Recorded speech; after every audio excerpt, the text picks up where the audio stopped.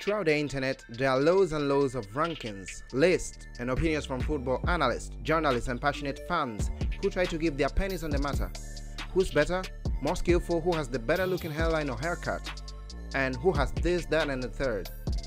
Talking about the Black Stars of Ghana, it is with no doubt that they've experienced a progressively relative success during their appearances on the biggest of the stages there are, the FIFA World Cup. Africa is among a select handful of African sides which were able to almost come close to a feat never been accomplished till date to actually roll their way into the best four of the said tournament, along with Cameroon and Senegal. Audentes fortuna juvat. Fortune favors the bold.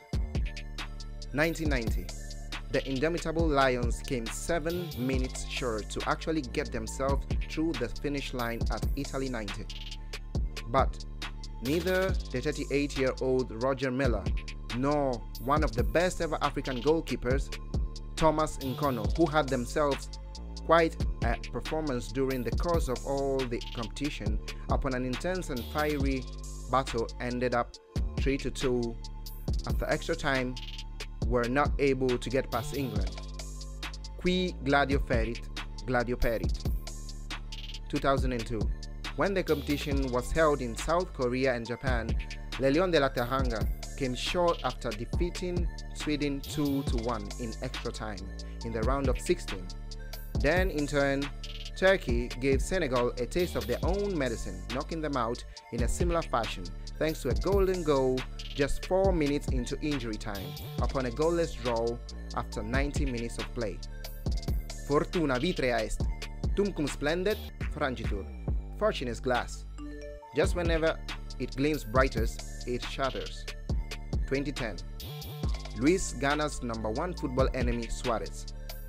The FNB Stadium crossbar is still shaking after Asamoah Gyan's penalty attempt got denied upon 118th minute of match play. This is definitely one of the most memorable displays by an African team regarding World Cup history. With that being said, the Black Stars had till date 3 appearances since the inception and institution of the Football Federation that dates back to the 60s. The first ever match played in this competition was on 12th of June 2006 against Italy, with an unfortunate end to the contest. Yaquinta and Pirlo sealed the deal in Hanover, Germany for the Azzurris. Still, some members of both 2006 and 2010 squad are considered by many critics to be part of what it is believed to be the golden generation of talents to come out of the country. The likes of Samuel Osei-Kuffour, Stephen Appiah, Michael Essien, Asamoah Gyan, and Sulley Muntari are no doubt part of the talented individuals aforementioned. André Ayew has led the charge and been on the forefront of the hope and search for newer, fresher talent to emerge. Unfortunately, after the Brazil 2014 World Cup fiasco performance-wise, there hasn't been faith from the fans to revive anytime soon. The relative success, considered to be the all-time highlight, overshadowing what had even been the last trophy won in '82. Already 40 years have gone by since Ghana conquered Libya, and the Thomas Partey-led generation is far from convincing the supporters that the purgatory of mediocrity is going to be over soon, with the hopes the Black Stars pull something incredible out of their hats, standing the world at Qatar 2022. These are, in my opinion, who have been the best performers for Ghana at their World Cup appearances.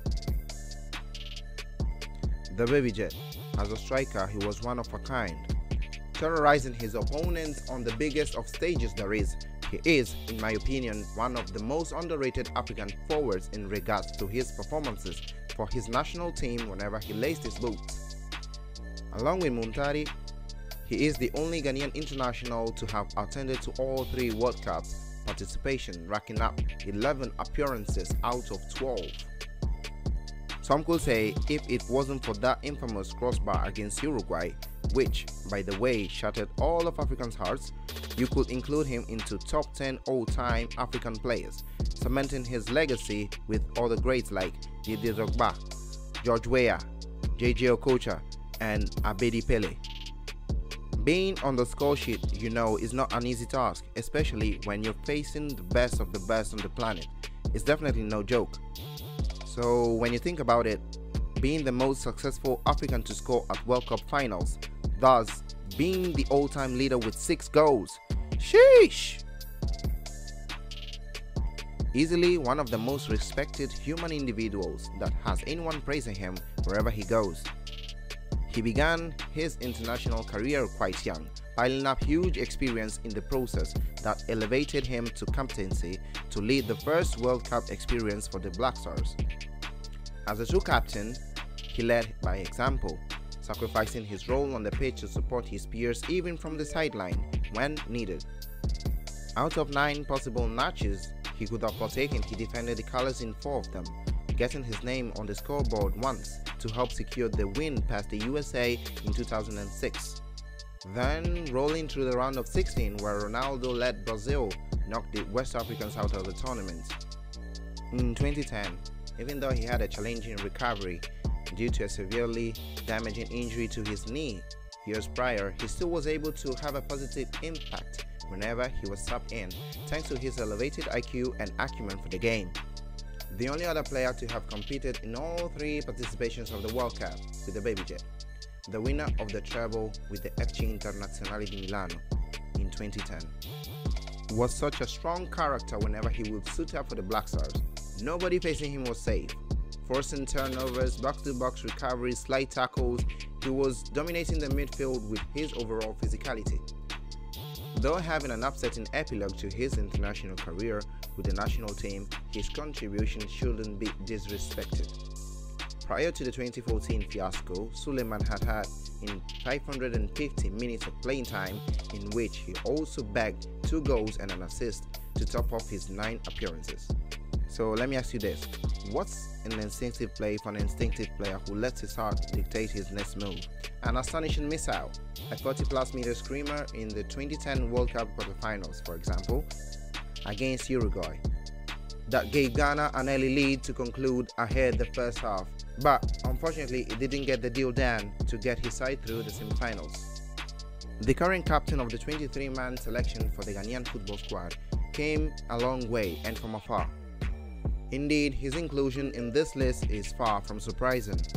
Upon leading the Celestete Under-20 group to a victorious 2009 through African Youth Championship and the Under-20 FIFA World Cup, his call-up brought up a boost in morale in an already consolidated ensemble. The new kid on the block, son of the maestro himself, stuck with the cause through thick and thin, thus contributing from the onset since he was a kid at 19 in South Africa.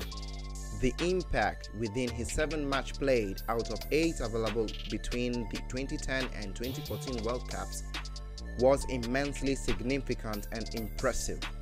Giving the opposing defense a run for their money with his pace, dribbling, craftiness and durability, he surely made his mark. Indeed, an indelible mark that earned him an MVP, Most Valuable Player, in the extra time 2-1 win over the USA, where he magnificently assisted Asamoah Gyan and eventually played second behind Germany's Thomas Müller for the best under-21 player of the tournament of the 2010s edition. For this one, I can see how it could be seemingly surprising, but bear with me, and it shouldn't be as shocking as it sounds. Even though his career didn't take off as some would have anticipated because his ceiling was higher than what it actually panned out to be, he deserves to be on this list. When he first made his debut, he was already a staple in Ghanaian youth football, having won either the African Youth Championship or the first Under-20 FIFA World Cup for Ghana during the 2009 campaign. Along with fellow teammate André Ayew, Emmanuel Ajimambedu and Dominic Adia, he was undoubtedly one of the backbones of that defense and squad overall. Indeed, he accumulated some experience, but not to that extent to gain that much confidence in a short span to be ready for his World Cup debut. Nonetheless, he played a vital role in the 2010 whenever he laced his boots, and furthermore, though having a disappointing result overall from the team, he still was able to have a solid impact with his 6 appearances out of 8 possible. His strong physical frame and pass accuracy made him a focal point in the defense, being able to be an additional playmaker outside the designated ones.